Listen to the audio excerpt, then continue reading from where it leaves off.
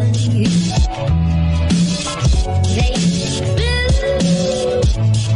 m'appelle Benjamin, je travaille chez GetAccept, je m'occupe de la partie France.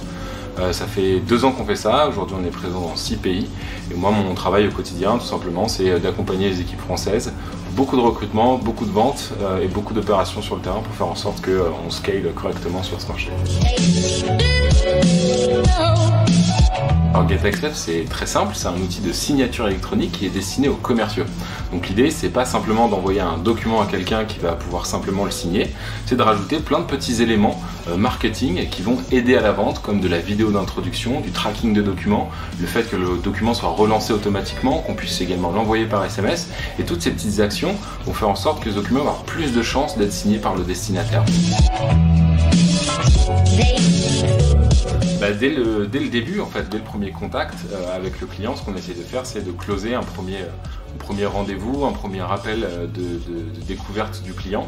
Et c'est vraiment pour moi la partie la plus importante dans le closing, c'est cette phase de découverte, puisque c'est celle qui va permettre d'avoir tous les éléments pour pouvoir faire une proposition qui va répondre aux besoins du client. Donc si on fait mal cette phase-là, eh bien évidemment, ce sera très compliqué d'amener la vente jusqu'au closing. Je dirais que la première, c'est une qui me vient de Augustin Charpentier qui travaille chez Wavy, avec qui j'ai beaucoup échangé à ce sujet. Et c'est vrai que la question du quand, c'est vraiment une étape déterminante dans le closing, puisqu'on est toujours un petit peu mal à l'aise, on a toujours du mal à dire bon alors est-ce qu'on signe, et l'idée de dire quand est-ce qu'on commence, quand est-ce qu'on met ça en place, ou alors peut-être même temporiser un petit peu avec quand est-ce que idéalement pour vous, vous metteriez notre solution en place par exemple.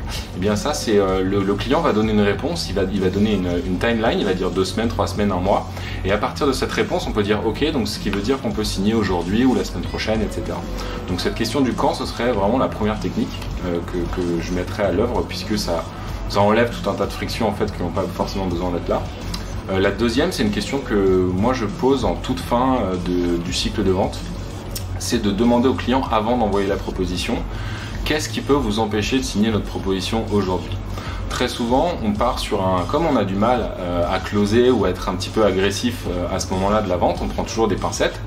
Donc le fait de dire est-ce qu'il y a quelque chose qui vous empêcherait, ça permet au client de verbaliser sa dernière objection qui était peut-être sous-jacente.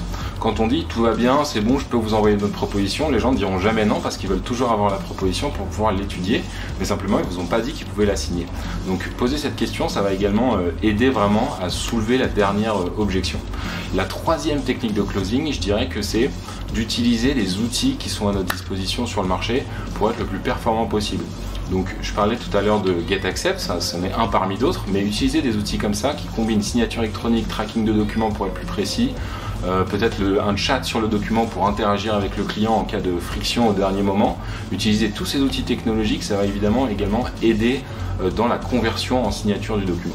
Et enfin la dernière, il y a une erreur que je remarque très souvent, c'est le fait que la proposition n'est pas claire, et parfois même moche, et parfois mal designée, et parfois avec trop d'options, de possibilités.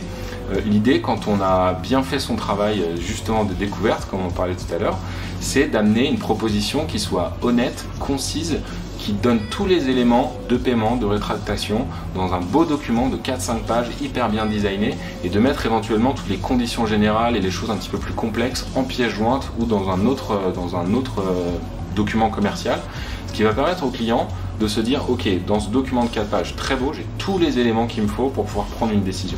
Et si on respecte ces 4 éléments là, je pense que la conversion va être vraiment meilleure. Je dirais que le premier frein, alors quelqu'un qui dit qu'il close tous ses deals, déjà c'est que c'est pas forcément une bonne métrique, puisque je pense qu'il faut avoir toujours à garder essayer de trouver ce ratio idéal entre les clients que j'aimerais avoir, ceux qui sont prêts à travailler avec moi et ceux qui travaillent effectivement avec moi. Donc si on arrive à un ratio qui est à peu près de 30% en fonction de ce qu'on fait, bien évidemment, il y a des industries dans lesquelles ça peut être complètement différent, mais dans l'univers du SaaS, en tout cas celui que je connais, c'est un bon ratio. Et quand est-ce qu'on se dit, qu'est-ce qui fait que tu ne closes pas? Très souvent, c'est qu'on a engagé un client sur un produit qui ne va pas forcément lui correspondre ou qui ne va pas répondre à ses attentes. Et tout ça, ça peut être généralement réglé si on travaille beaucoup sur sa phase de découverte, Un petit call de 5-10 minutes, ça peut tout à fait permettre de se dire ce client n'est pas pour moi, je vais aller chercher quelqu'un qui a vraiment besoin de mon produit.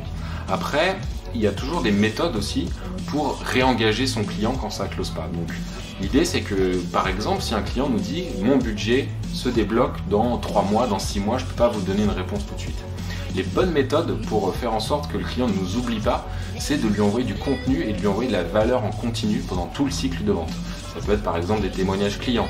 Ça peut être 2 mois plus tard, ah tiens on a levé des fonds, 3 mois plus tard, ah tiens on a déménagé, venez au bureau boire un café, etc.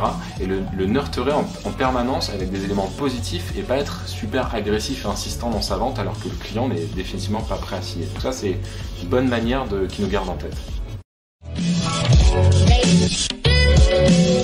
Et ben je pense que c'est le premier, parce qu'après c'est vrai que j'en ai fait beaucoup, j'ai vendu beaucoup de software principalement à des grands groupes, des petits groupes, des entreprises, des TPE, mais celui qui m'a le plus marqué c'est le premier parce que quand j'ai commencé j'avais aucune confiance en moi et j'avais la voix tremblante et j'ai vraiment insisté pour avoir cet appel, insisté pour avoir cette démo.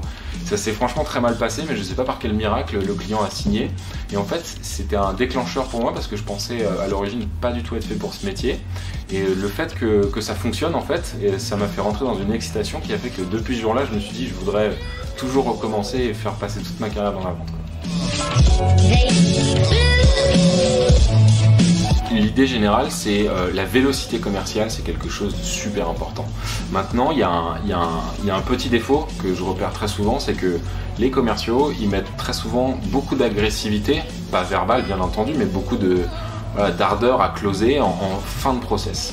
Ce qu'il faut, si on décale cette agressivité en début de process, cette volonté en tout cas de découvrir plus sur le client, ça va nous donner plus d'informations pour tomber juste plus rapidement que le client. Après, il y a bien sûr la manière dont on est staffé, les outils qu'on utilise et toutes ces choses-là qui vont bien sûr jouer. Le fait d'être le plus réactif possible, ça c'est des évidences, mais le fait de bien aller poser les bonnes questions jusqu'à ce que le client en ait marre presque de répondre, et bien on va avoir plus d'informations pour adresser le plus rapidement possible l'offre la plus juste, et c'est ça qui va permettre bien souvent d'aller plus vite.